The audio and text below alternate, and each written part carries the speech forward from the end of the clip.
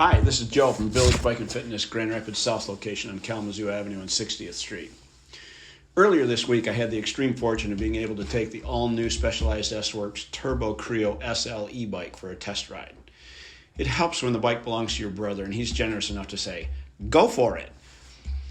In any case, in a word, this bike is nothing short of amazing.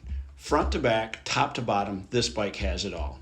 Starting in the cockpit area with the Adjust on the Fly Future Shock 2.0, which allows you to fine-tune the road chatter out of the ride.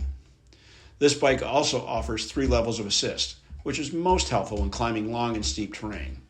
In the steepest climbing I encountered on my ride, I never moved past mid-range of the Shimano Dura-Ace Di2 with XTR rear derailleur 11-speed drivetrain. This was all possible and thanks to the motor that doubles your effort with as much as 240 watts of whisper quiet power. For perspective, I would have been on the small chainring on the front and my big climbing gear on the back if I would have been on my Roubaix, all the while fighting to maintain enough forward momentum to stay upright on the bike.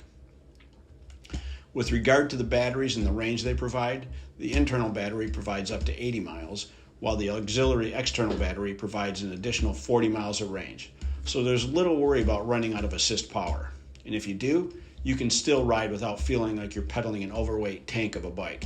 At 26 pounds, it's still pretty incredibly lightweight thanks in part to the bike's full carbon construction and Revol CLX 50 carbon wheel set.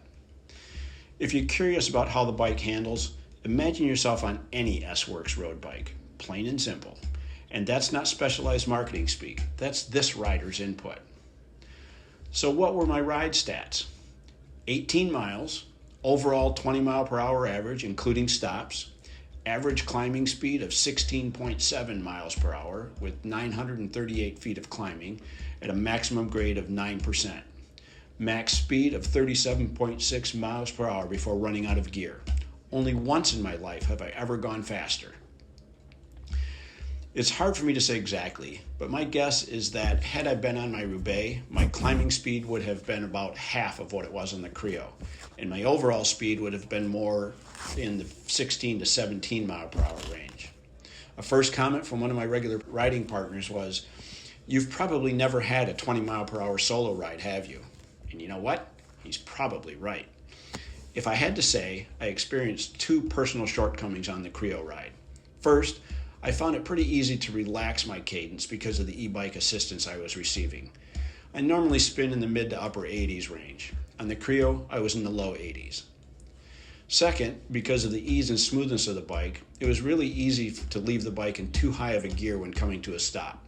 Granted, it was also that much easier starting up again with the assist, but I tended to leave the bike in a harder gear than I normally would have when stopping. So that's my assessment of the Specialized SL Turbo Creo SL and a quick recap of my ride experience on it. And if I can leave some parting advice, if you ever have the opportunity to take one for a ride, take it.